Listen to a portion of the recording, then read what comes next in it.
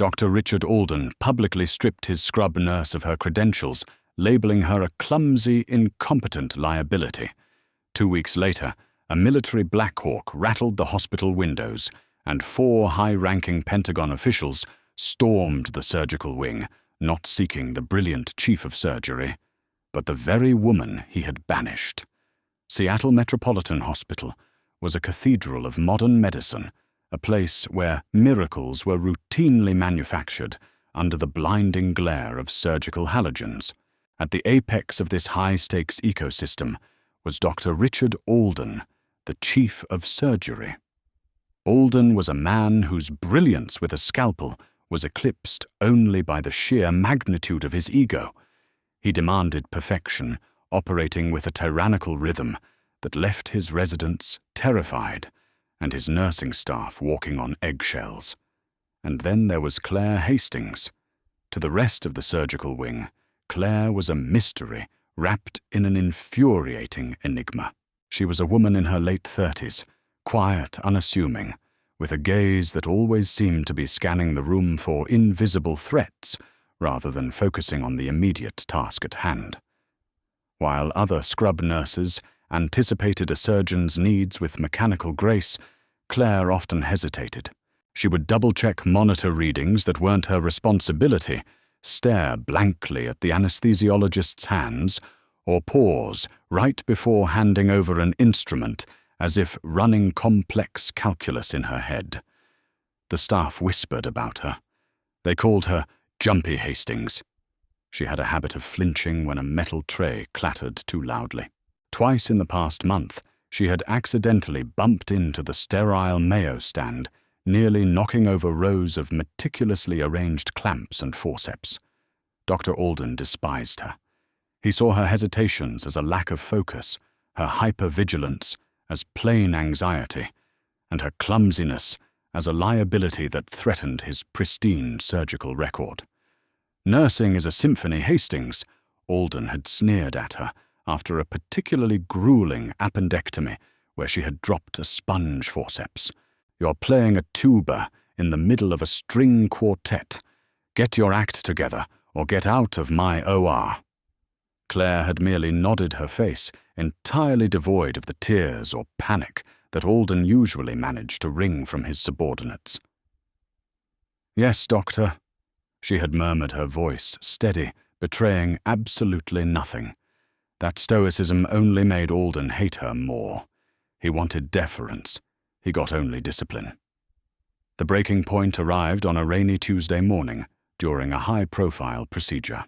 The patient on the table was Seattle's incumbent mayor, Thomas Reed, who had been rushed in for an emergency bowel resection following a severe rupture. The observation gallery was packed with hospital administrators, keeping a nervous watch over their most prominent patient. The tension in OR 4 was thick enough to slice with a number 10 blade. For the first 2 hours, the surgery proceeded flawlessly. Alden was in his element, holding court, narrating his movements for the gallery, with the theatrical flair of a seasoned performer. Clare stood opposite him, masked, and gowned, her hands hovering over the instrument tray. "Hemostat." Alden commanded, extending his gloved hand without looking up from the surgical field. Clare picked up the hemostat, but paused. Her eyes darted from the open cavity to the monitor, tracking Mayor Reed's blood pressure, which had just ticked down by an imperceptible margin. Then she looked at the patient's lower abdomen, noticing a faint, dark pooling of fluid near a secondary artery that Alden's retractor was currently obscuring. "Hastings, hemostat." "Now." Alden snapped his fingers, twitching in the air. "Doctor, his pressure is dropping. There's a microperforation near the inferior mesenteric." Clare began, her voice low but urgent. "I didn't ask for a diagnosis from a nurse," Alden roared, his head snapping up. "I asked for a damn hemostat. Do you know your job or not?" In her rush to comply, while keeping her eyes locked on the hidden bleeder she knew was about to burst, Clare stepped forward. Her foot caught the thick, heavy cord of the suction machine. She stumbled. It was a slow-motion disaster.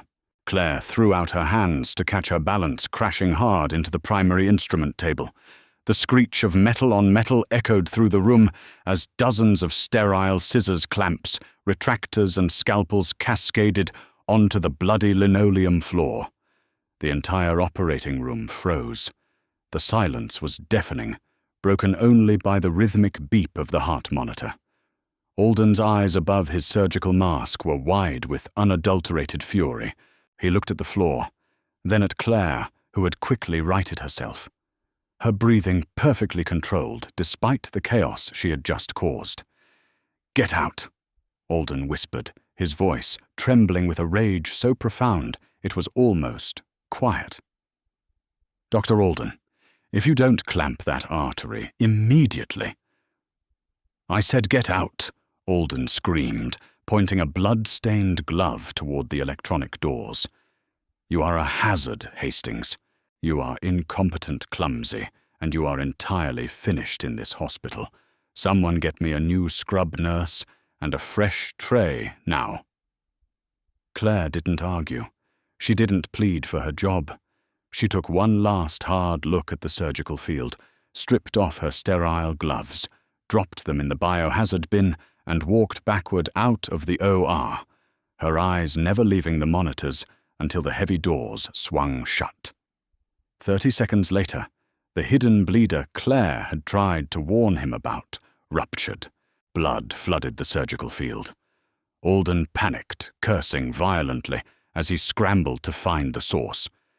It took him 5 agonizing minutes and 2 units of whole blood to stabilize the mare, a crisis that could have been avoided had he listened.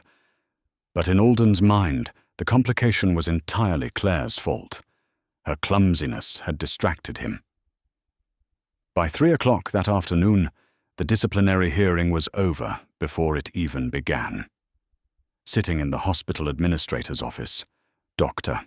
Alden delivered his ultimatum. "She goes or I go. She is a bumbling liability. She lacks the nerve for high-pressure medicine." The hospital director, desperate to keep his star surgeon happy, offered a compromise. Clare wouldn't be fired. The union would throw a fit without a longer paper trail, but she would be permanently removed from all clinical duties. "You're being reassigned to the sub-basement. Hastings," the director said, refusing to meet her eyes. "Inventory management. You'll be counting gauze, organizing IV bags, and managing supply logistics. Effective immediately." "Understood," Clare said softly. She stood up, her posture remarkably straight, and walked out of the office.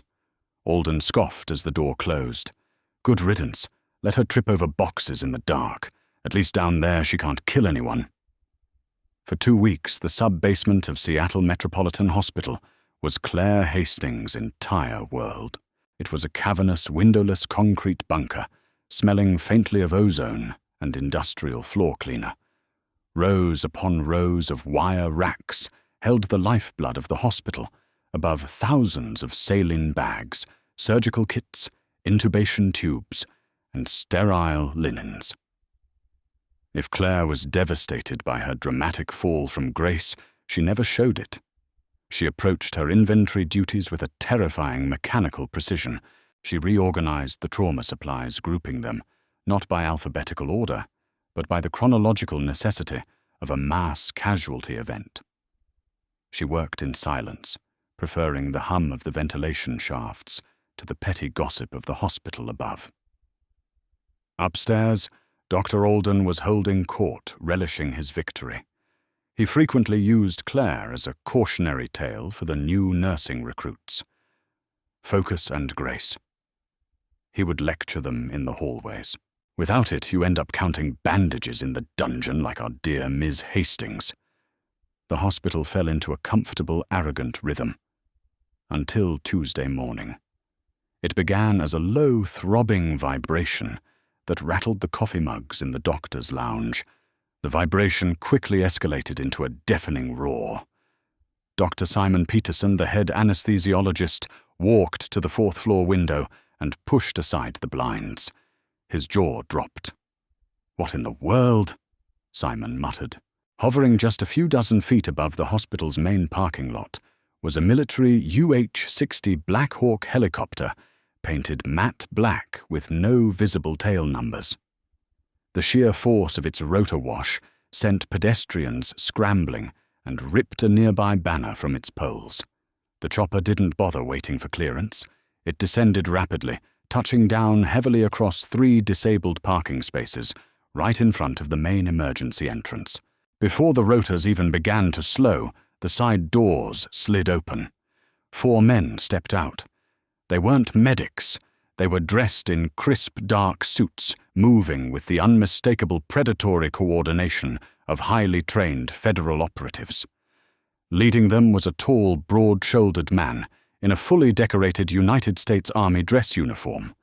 The silver stars on his shoulders caught the dull morning light. Inside the hospital lobby, panic erupted. Security guards rushed forward completely out of their depth, waving their hands defensively. "Hold on! You can't land that thing here. This is a civilian hospital." The head of hospital security yelled over the dying whine of the helicopter engine. The general didn't even break his stride. He walked straight through the sliding glass doors, his suited escort fanning out to secure the immediate perimeter. One of the men calmly reached into his jacket, pulling out a heavy leather wallet, and flashed a Department of Defense badge at the trembling security guard. "Federal authority. Lock down all exits." The agent said, his tone leaving absolutely no room for debate. "Nobody leaves this building until we are done." General Arthur Campbell approached the main reception desk. The receptionist, a young woman named Brenda, was paralyzed with fear. "I need to see the chief medical officer or the chief of surgery. Right this second," General Campbell commanded. His voice wasn't loud, but it carried the weight of a man accustomed to ordering airstrikes. Brenda fumbled for her phone. I'll page Dr. Alden." 2 minutes later, Dr. Richard Alden stepped off the elevator into the lobby, annoyed by the interruption to his morning rounds. When he saw the armed men securing the doors and the 2-star general standing in the center of the room, his annoyance instantly morphed into a mix of confusion and self-importance. Alden straightened his white coat, adopting his most authoritative expression. He naturally assumed this dramatic arrival was a desperate plea for his renowned surgical skills. Perhaps a visiting diplomat or a high-ranking official had been critically wounded nearby. "I am Dr. Richard Alden, Chief of Surgery," he announced loudly, stepping up to the general. "Whatever emergency you're dealing with, you've come to the right place. My OR is being prepped as we speak. Who is the patient, and what is the nature of the trauma?" General Campbell looked at Alden, his eyes cold and unimpressed. He didn't shake the surgeon's extended hand. "We aren't here for you, Doctor," Campbell said flatly. Alden blinked his hand, dropping slowly to his side. "I don't understand. I am the top trauma surgeon in the Pacific Northwest. If you brought a casualty in that helicopter—" "There is no casualty in the bird." "Not yet," Campbell interrupted, stepping closer to Alden, towering over the arrogant doctor. "We have an active, highly classified crisis at a secure facility 50 miles from here. We have a critically wounded operative exposed to a specialized synthetic biotoxin accompanied by severe ballistic trauma. Then fly him here," Alden countered, trying to regain control of the conversation. "My team can handle—" "Your team would be dead within 10 minutes of opening his chest cavity." Campbell snapped, his patience evaporating. "This requires specialized battlefield extraction protocol and containment surgery that civilian doctors are not cleared nor trained to perform." Alden frowned, utterly bewildered. "Then why the hell did you land on my front lawn, General Sarceptort?" Campbell pulled a secure tablet from under his arm and tapped the screen. "We are here to collect the only medical specialist on this side of the country who is authorized and qualified to handle this specific extraction." Campbell looked up, his gaze boring into Alden. "Where is Major Clare Hastings?" The lobby went dead silent. Nurse Brenda gasped. Alden actually laughed, a short, breathless sound of sheer disbelief. "Hastings. You're looking for Clare." "Hastings, General, there must be a clerical error. Clare Hastings isn't a major. She's a nurse, a scrub nurse, and a terrible one at that. She's a clumsy, jumpy liability whom I personally demoted 2 weeks ago." The air around General Campbell seemed to drop 10 degrees. The suited men behind him shifted subtly, their hands resting near their waistbands. "You demoted her?" Campbell asked, his voice dangerously low. "She knocked over an entire sterile tray during a mayor's surgery," Alden insisted, feeling an inexplicable cold sweat breaking out on the back of his neck. "She's practically shaking half the time she's currently in the sub-basement, counting gauze." General Campbell stared at Alden for a long, terrible moment. "You arrogant fool," he finally whispered. "She wasn't shaking, Doctor.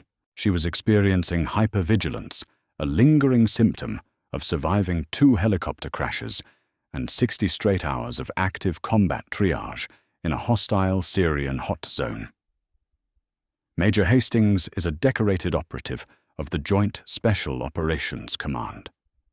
She spent 10 years operating inside black site medical tents, where the sterile trays you care so much about were improvised out of ammo crates while under mortar fire. Alden's face drained of all color. His mouth opened, but no sound came out. "She retired to civilian life to find peace." Campbell continued, his voice dripping with absolute disgust.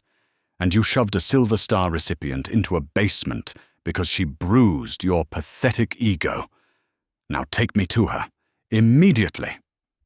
Without waiting for a response, Campbell shoved past the paralyzed chief of surgery, heading toward the elevators, leaving Alden to chase after him like a scolded child. The elevator ride down to the sub-basement was the longest 70 seconds of Dr. Richard Alden's life. General Arthur Campbell stood rigid, his jaw set in a hard line, while his 2 heavily armed JSOC operatives flanked the doors. Alden, backed into the corner of the elevator cab, was sweating profusely through his designer scrubs. "General, listen to me," Alden stammered, attempting to salvage some shred of his crumbling authority. "Whatever military record she has been severely compromised since entering civilian medicine. If this agent is exposed to a biotoxin, you need a premier cardiothoracic surgeon. You need me, not a traumatized scrub nurse who can't even hand over a hemostat without flinching." Campbell slowly turned his head to look at Alden. His expression was one of profound pity. "Dr. Alden," Campbell said, his voice a low rumble over the hum of the elevator. "Major Hastings wasn't flinching in your operating room. Her threat assessment training dictates that she track every anomaly in a room simultaneously. When your mayor's blood pressure dropped, you were too busy giving a speech to the gallery to notice.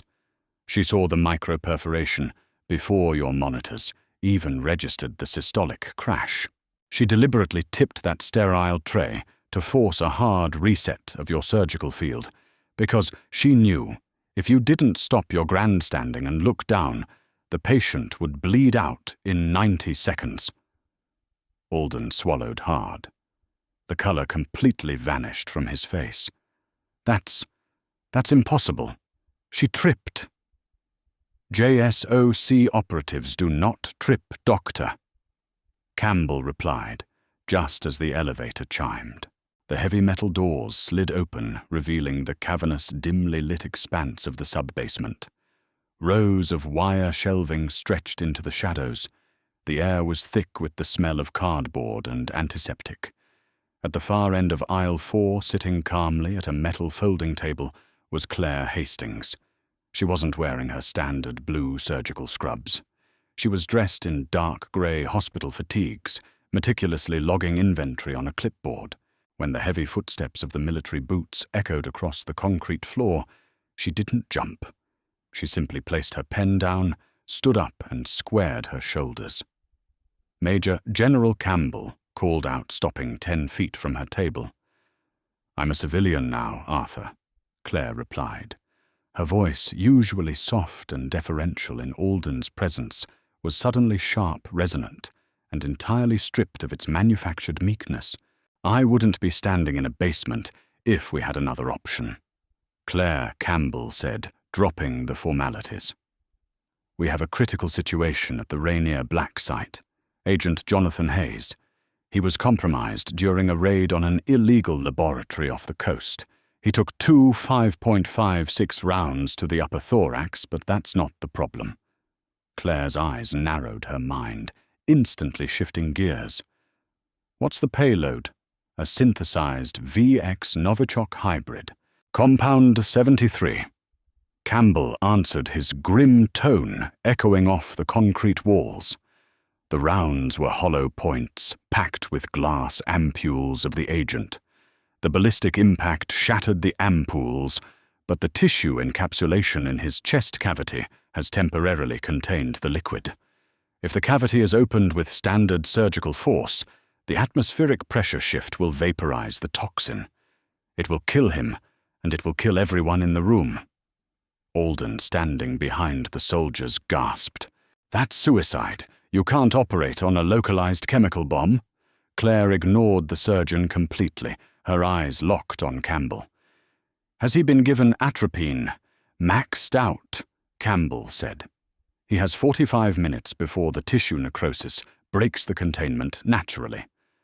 I need you to perform a zero-pressure extraction in full Level A hazmat gear.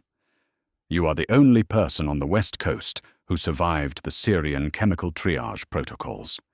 I need you in the air right now." Claire didn't hesitate. She didn't ask for permission from the hospital director, nor did she look at the chief of surgery who had banished her to this dungeon. She reached under the metal table, pulled out a heavy black canvas duffel bag she had apparently kept packed since the day she was discharged, and slung it over her shoulder. "Let's go," she said. As she walked past Dr. Alden, the surgeon instinctively reached out, grabbing her arm. "Hastings, wait. You can't just leave a shift." In a movement so fast Alden's eyes couldn't track it, Claire twisted her arm, breaking his grip, and delivered a sharp, open-handed strike to the center of his chest. Alden stumbled backward, colliding heavily with a rack of saline bags, gasping for air. "Do not ever touch me again, Doctor," Claire said, her voice deadly quiet. "Bring him." Campbell suddenly ordered, nodding toward the gasping Alden. Claire stopped. "Arthur, no.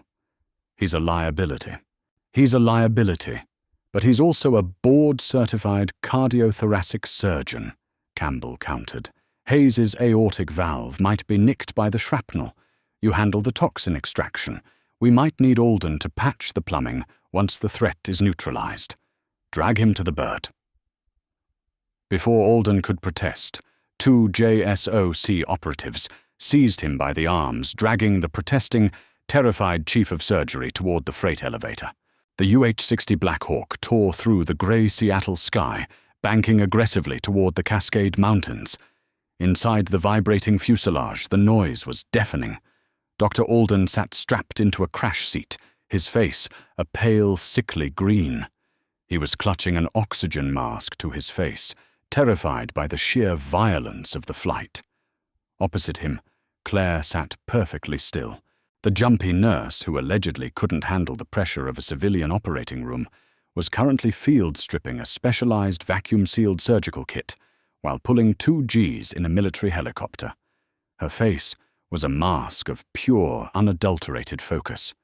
20 minutes later, the helicopter descended rapidly into a concealed concrete bunker nestled in the foothills of Mount Rainier. The moment the skids hit the tarmac, Claire was moving. Alden was violently shoved out of the helicopter by the operatives and forced to jog behind Claire and Campbell into the underground facility. Sirens were blaring. The lighting was a harsh, flashing amber. Heavily armed soldiers in chemical warfare suits rushed past them in the narrow concrete corridors. This wasn't the pristine, temperature-controlled environment of Seattle Metropolitan Hospital. This was a nightmare of noise chaos and impending death. They reached the containment wing.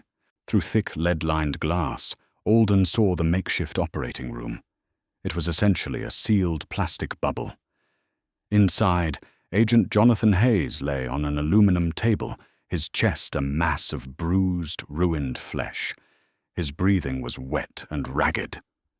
"Suit up!" a logistics officer barked, shoving a heavy claustrophobic Level A hazmat suit into Alden's chest. "You have 3 minutes." Alden's hands were shaking violently. He couldn't align the zippers of the thick rubber suit. His breath fogged the visor, and his heart hammered wildly against his ribs.